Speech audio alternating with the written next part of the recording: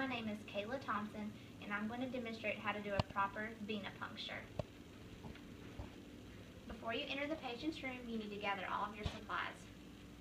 You need to have a saline flush, you need to have hand sanitizer, you need to wash your hands, you need to have an IV cath on, you need to have a pair of gloves, and you need to have a start pack. Before entering the patient's room, you need to knock and you need to introduce yourself. Hello, my name is Kayla and I'm going to be your nurse. I need to start an IV, is that okay? Yes, ma'am. Do you have a preference on which arm? I prefer my left. Okay.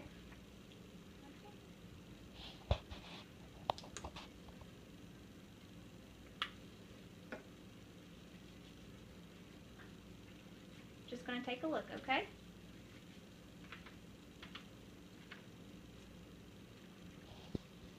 Just going to apply a tourniquet. Depending on where you want to start the IV is where you place the tourniquet. Since I'm wanting to go for the hand, I don't have to stick the tourniquet up here. As you see, when I bend his hand forward, you see a nice straight vein right here.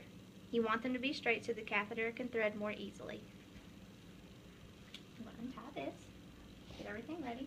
The most prominent site for IV sticks is the hand, the forearm, or the AC. You need to apply your gloves. Don't do any sticks without gloves.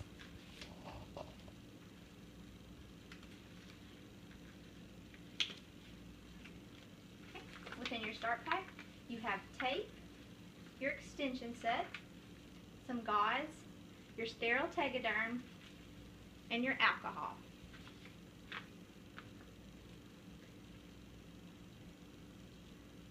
I like to go ahead and get my tape ready before I stick.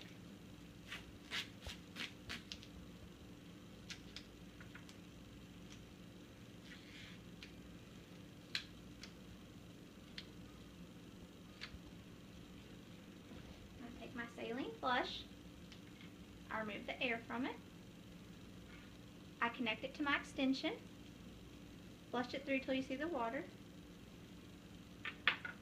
Now that I'm ready to stick, I tie the tourniquet back on. Sir, just take deep breaths, okay? Okay. In and out your nose.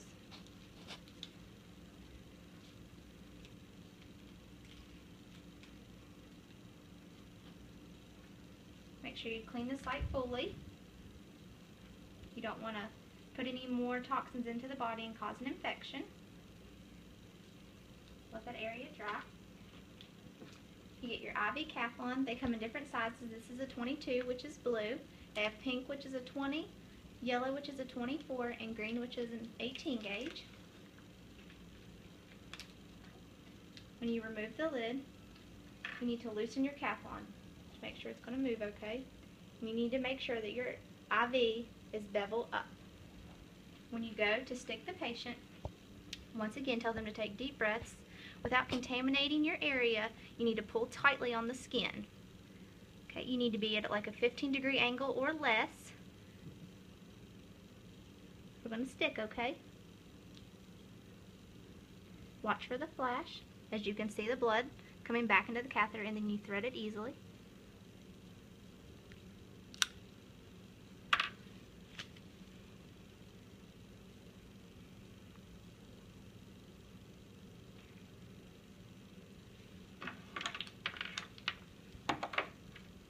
Connect your extension set. That's why the gauze is always handy. Patients are good at bleeding. You can pull back. As you see, we have very good blood return. And you flush it slowly. Make sure we're not having any puffiness, which we're not. It's flushing very well. You can remove the flush. You can put the tegaderm on.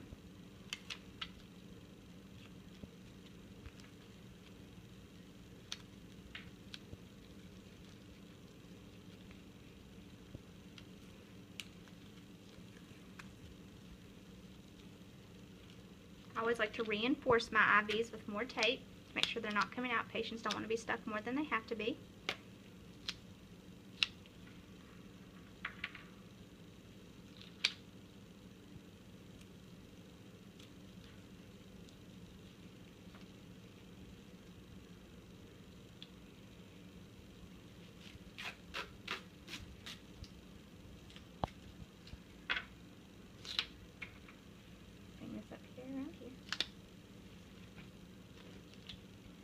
always reconnect the flush to make sure that the tape did not constrict the IV cath line. Flush it. Still flushing very well. Make sure you cut it off here so blood doesn't back up in the tubing before you want to use it. Last but not least, you always need to date and time your IV so they know when to change them again.